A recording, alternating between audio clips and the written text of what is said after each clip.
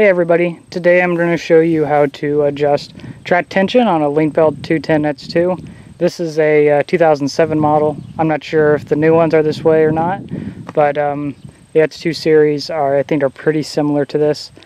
The way you measure track tension is by the droop between your front roller, which is right there, and your idler pulley.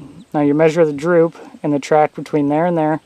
Well, what I do is I take a 2x4 and I'll put it across there, and then I'll take a tape measure and measure it down. And every machine's different. It also depends on your application, you know, what kind of surfaces you're going on. So depending upon how much this droop is. Now I like to run it, you know, it just depends, 1 to 2 inches, somewhere around in there, because you don't want to run it too tight because it provides an awful lot of wear on your undercarriage, and then you have to get your undercarriage replaced. That is not cheap at all. It's hard on your sprocket back there, and it's just hard on everything down here. Now the way you adjust this track tension is by this.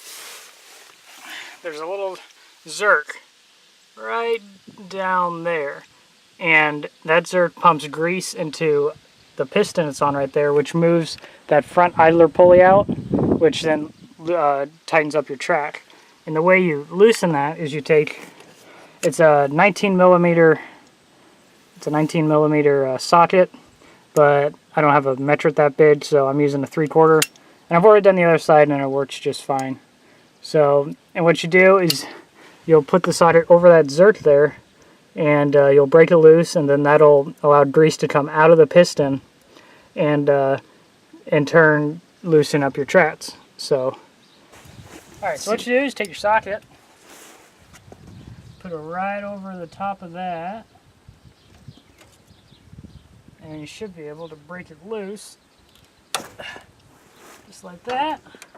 You can hear it already creaking down. You put your socket over there, and you'll just loosen her up a little bit.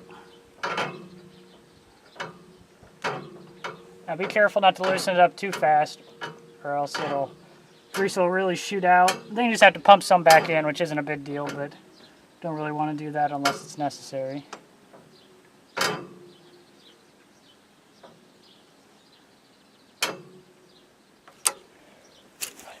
Camera here. There you can see the grease coming out of there, and that piston's retracting, and that's what's pushing that grease out.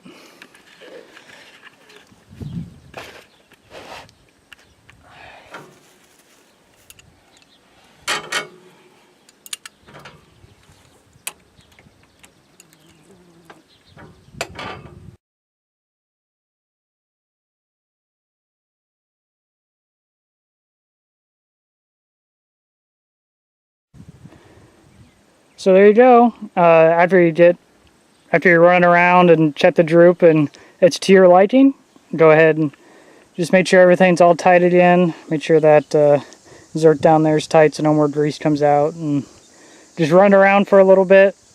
I'll probably check these again after 15 minutes or so of use, and make sure that everything's still good, and if I need to adjust them more, then I will. So anyway, thanks for watching, and hope you learned something.